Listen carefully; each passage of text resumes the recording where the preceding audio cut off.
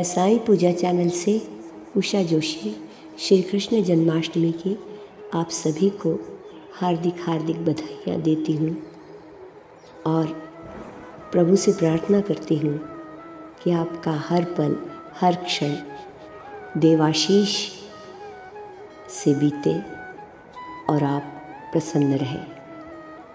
आइए हम कृष्ण जन्माष्टमी का इतिहास जानते हैं। हिंदू पौराणिक कथा के अनुसार विष्णु के 8वें अवतार भगवान कृष्ण देवकी और वासुदेव के पुत्र का जन्म मथुरा के राजा राक्षस कंस को नष्ट करने के लिए जन्माष्टमी पर हुआ था। कंस देवकी का भाई था। उसने देवकी और वासुदेव को कारागृह में डाल दिया था, क्योंकि आकाशवाणी के माध्यम से उसे चेताया गया था कि देवकी का 8वां पुत्र उसका संहार करेगा।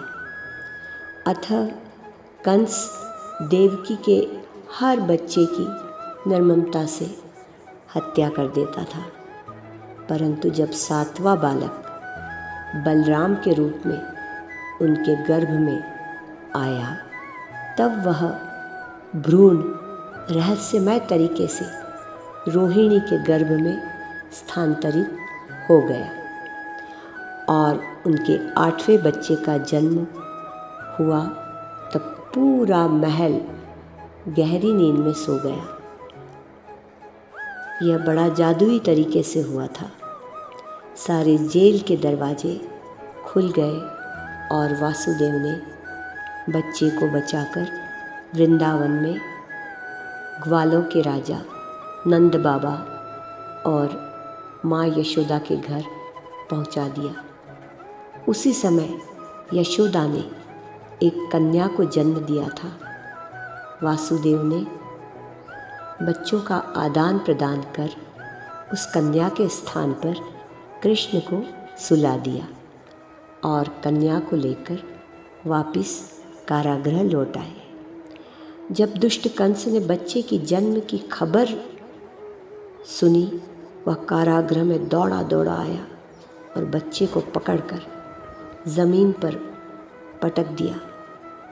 परंतु जैसे ही वह पटकने वाला था कि तब वह बच्ची माँ दुर्गा की शक्ति के रूप में बदल गई और उसके विनाश के बारे में चेतावनी दी। इस तरह कृष्ण वृंदावन में बड़े हुए और अपने मामा कंस का वध किया।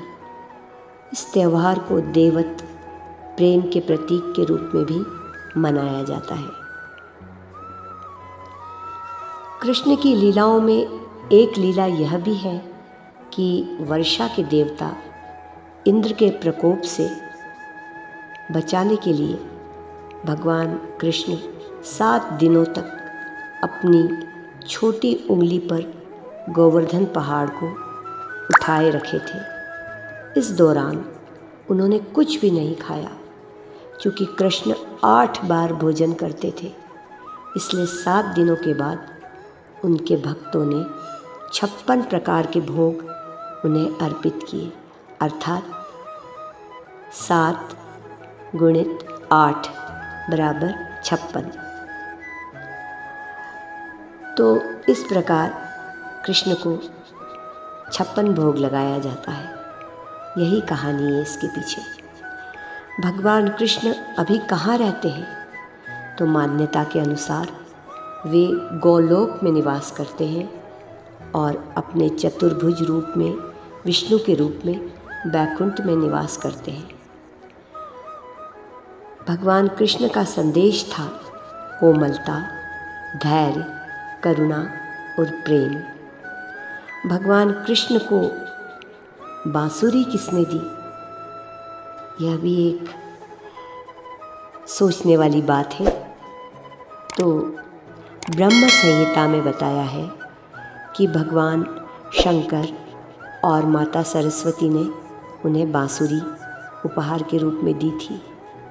और उनको बजाना किसने सिखाया? बांसुरी को बजाना उनको भगवान शिव शंकर ने सिखाया। अब भगवान कृष्ण का प्रिय भोजन क्या था? तो भगवान कृष्ण का प्रिय भोजन था चावल की खीर। अब एक बात और सामने आती है कि कृष्ण का जन्म अष्टमी को क्यों हुआ और जन्माष्टमी क्यों मनाई जाती है? तो कृष्ण देवकी और वासुदेव की 8वीं संतान के रूप में उत्पन्न हुए थे। अंक शास्त्र के अनुसार 8 को अशुभ माना जाता है। इस मिथक को तोड़ने के लिए भगवान ने वासुदेव और देवकी की 8वीं संतान के रूप में जन्म लिया था।